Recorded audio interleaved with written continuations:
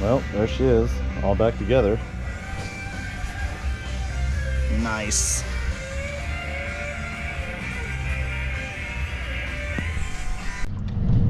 Well, got her all loaded up. If you can go ahead and see her back there. And he let me borrow his stand, so it was really easy to put up in the truck. I want to get all this stuff on camera, but I also want to help, so it's kind of hard to do both. It is one thing worth noting with these built motors. It does kind of suck that you gotta do, you know, certain break-in procedures, and I don't want to say all of them because some people disagree with certain things. Obviously, I mean, you have to heat cycle it. There's almost no way around that. But one thing that kind of sucks is I got to spend a lot of money in oil because the motor's been apart now, so I'll run like some cheapo oil through it for like 20 or 30 minutes just to get it through the motor, non-conventional, and then after 30 minutes or so, drain it. And then I got to put in the actual break-in oil. I'll probably get some dyno time on that. Probably no more than just some dyno time, and maybe max of like 300 miles. Drain it again, and then I can actually run my legitimate oil that I'm going to run in the car. So it sucks, like within, you know, a month at most, you've already had, you know, 3 oil changes. So I guess it's just the nature of the beast, but it does add up quick. You know, you spend, you know, $8,000, $9,000, $10,000 on a built motor, you know, these $20, $30, $40 oil changes start to not mean as much because it's worth 40 bucks to protect your, you know, 10 grand investment. But I'm excited, got it back. So now we're finally on the, you know, it's all downhill from here. We're on the downstroke side, I guess. I'm hoping that we can get it back together within today and tomorrow. As long as everything goes super well, maybe tomorrow I can fire it up, make sure the coolant's flowing like it wasn't flowing last time, and go for a drive in it. And hopefully have no issues. That's the goal. So I've taken this thing apart and put it back together so many times in the past couple of months that I'm actually pretty efficient at getting it back together. Putting the motor inside the car is not that hard. What's kind of difficult is making sure you don't have any leaks, you know, coolant leaks and fuel leaks. The fuel I've gotten down pretty much to a science. Very rarely do I ever have a fuel leak. But one thing I do have more than often, last time for sure, was I had a coolant leak that it either came from the crossover or it came from the oil cooler. You know, it was just a freaking pain. So this time, you know, I saw they put the crossover back on and they used a whole bunch of RTV as well as the O-rings, and I'm really hoping that it doesn't leak from there. The oil cooler didn't come off again ever since I fixed the leak. So I'm hoping that as long as all these you know, worm gear clamps are tight, we have no coolant leaks, everything's good to go, and from there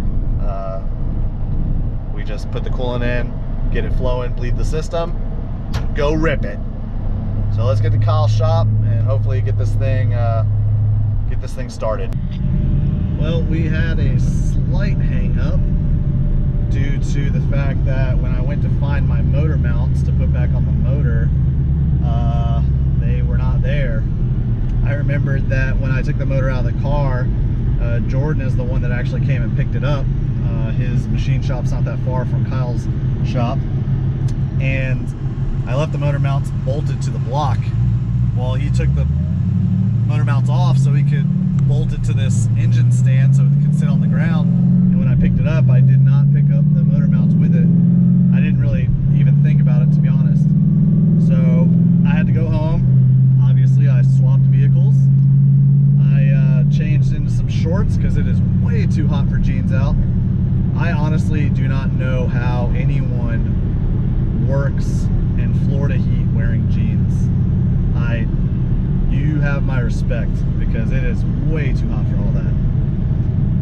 So going back to Jordan's shop now, gonna bring back his stand, pick up the motor mounts, and also pick up the rocker arms that I also didn't get with the heads, because again, I just completely forgot that the rocker arms were even on the heads when I brought them. So my heads, you know, I've been kind of scatterbrained today. Really just wanted to focus on getting the motor, getting it back to the shop, and getting everything lined up to put back together. So far right now, and you'll see here shortly, the car is on the rack, and I'm getting ready to pull the K-member out, put the headers back on the long block, and then drop the long block back on the K-member. And once I get all the rest of the accessories on, such as the alternator and the AC compressor, I'll be able to put the accessory belt on, get majority of everything bolted to the front cover, and then put the motor back in the car. And once the motor's back in the car, honestly, that is the hardest part. Everything else is just, you know, putting the trans back in, putting the exhaust back up, bolting all that stuff, rerouting the harness, and then putting the supercharger on. So getting the motor assembled and back in the car is honestly the hardest part. And it's not really hard, it's just time consuming. But I didn't film it last time, so this time, luckily for you guys, since I screwed up, I get to film it. So I'm taking some lessons learned from last time. There's going to be a couple things I do a little bit differently. Hopefully it will mitigate any mistakes I made previously and prevent any further mistakes from happening. So going back to Jordan's shop, gonna get the parts, and then going back to Knight's Automotive. Well, as you can see right behind me, I'm getting ready to put the motor on the K-member with the help of Kyle and Donnie, because I cannot do this by myself. However, they're out test driving a car right now. So, gonna get this bad boy bolted up, front of the motor put back together, and then we're gonna get it back in the car. And I think that's where we're gonna stop tonight. And first thing in the morning, come back, get it all buttoned up, hopefully confirm that everything is working correctly, coolant flow, fans coming on. If everything is, recharge the AC, get the AC nice ice cold again, because street car, and I'm slightly overweight, sweat too much, have to have AC. And then maybe we'll get to go take her for a little rip. So let's go ahead and get this thing started.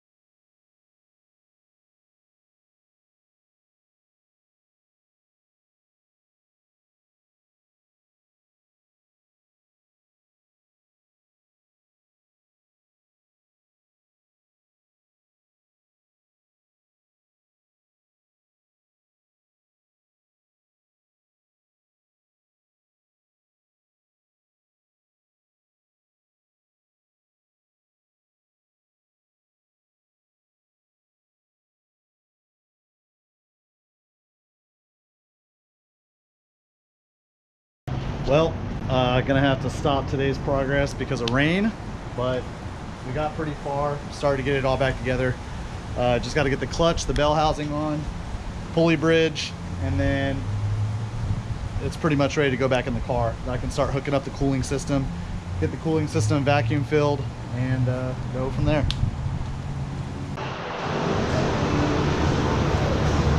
What are you doing?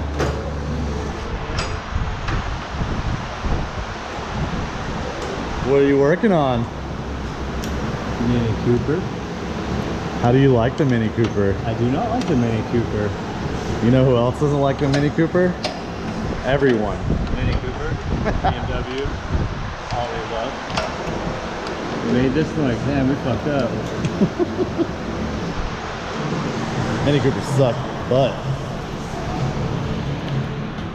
So here's where we're at this morning.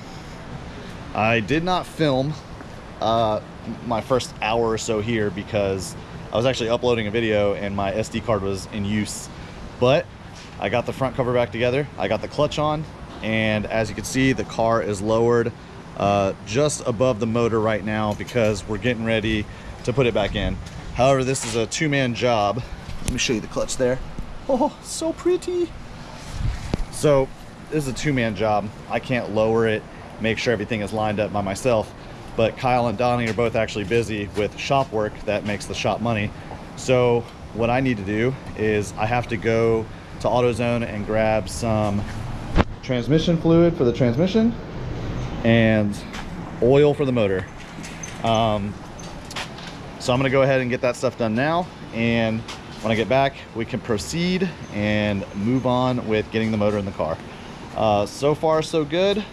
I needed a new belt tensioner for the supercharger, which almost no one has in stock, but luckily O'Reilly said they can have one to us by 4:30.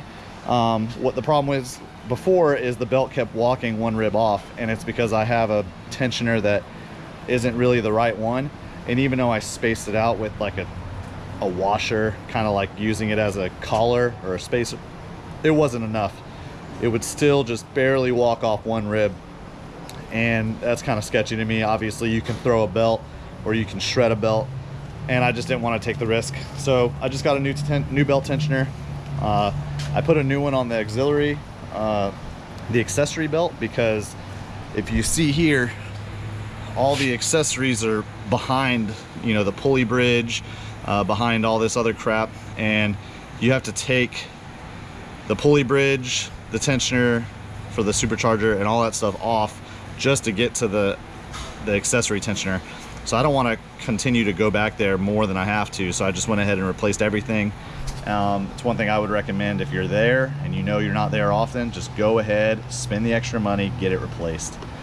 But we got almost everything hooked back up here and making pretty good progress. I think it's like 9:30 right now, so I'm gonna go get some ish. So who knew my first mod to the 2012 Mustang GT would be a K&N drop-in filter. So after talking with Joe at BMP, he was making it aware to me that, you know, cold air intake for this car with this manifold isn't very beneficial.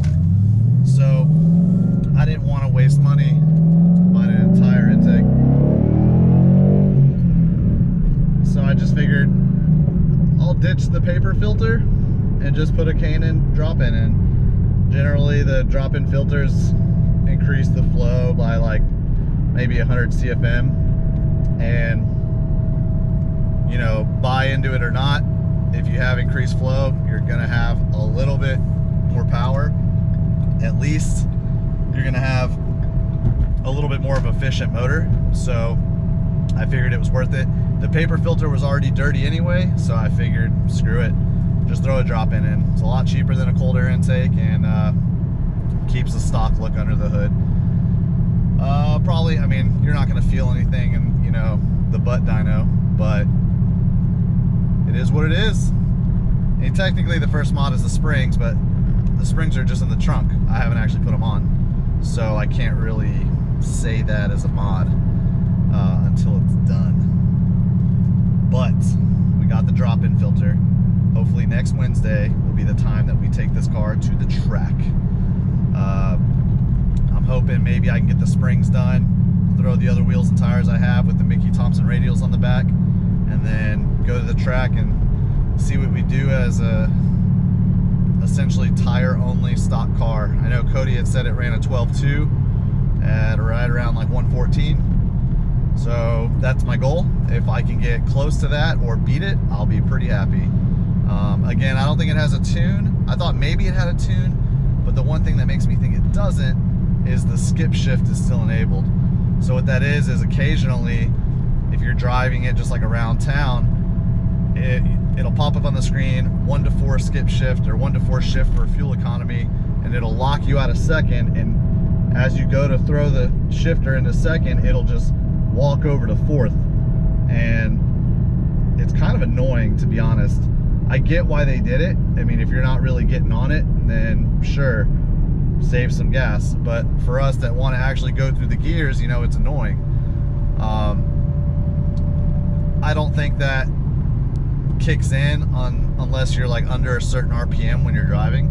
Because if you leave a light or you get on it in first gear and you're laying into it, it's not gonna lock you out a second. But it is kind of annoying. So we're back at the shop. Time to get this stuff done, get the motor back in the car, get everything oiled up, connected, and then fire it up.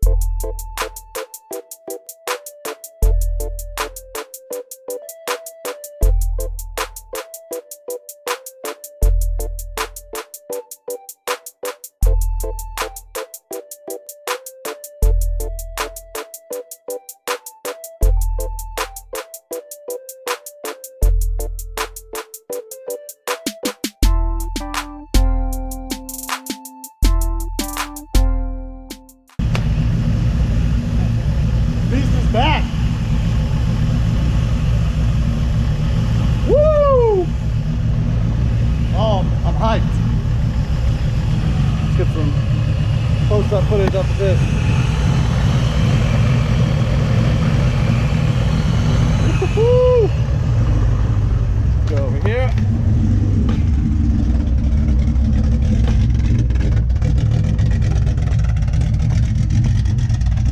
Get a nice little exhaust clip.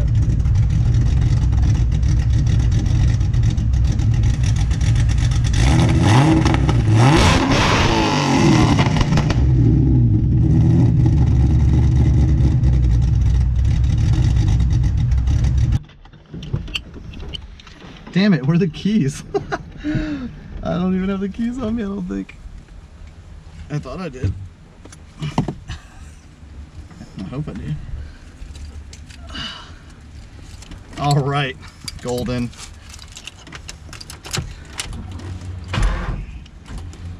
You gotta be kidding me. Damn it, man.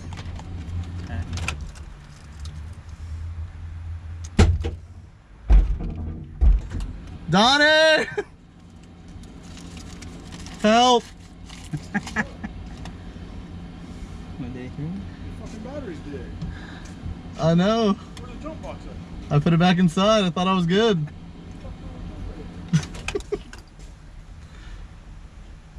I'm strapped in.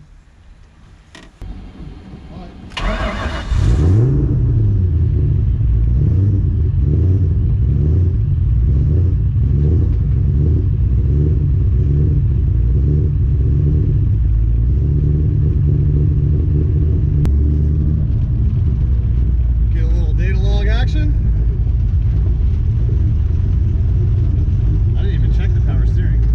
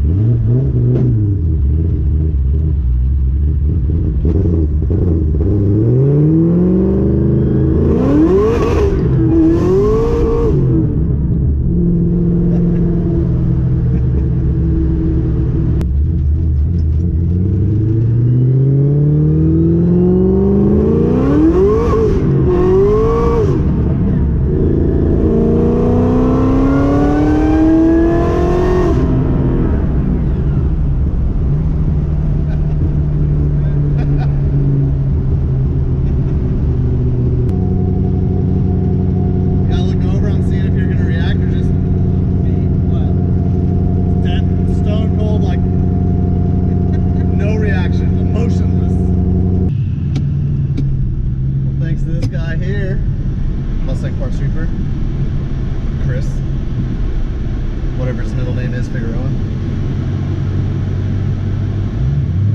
He's made a few guest appearances on the channel for more than like 2 or 3 seconds.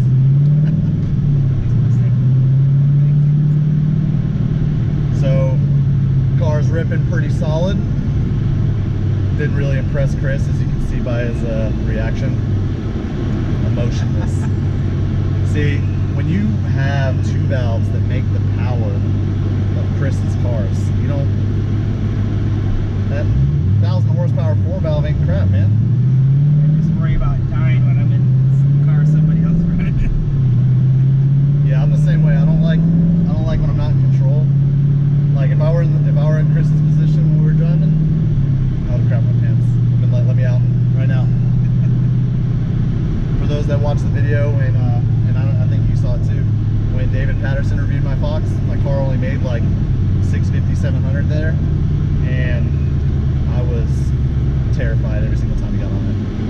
But one time he spun, I'm like You can't do nothing. reaching for everything. You're just along for the ride, whatever happens. That's when I wish I was like one of those DMV teachers that has a brake on my side, where I'm like, nope.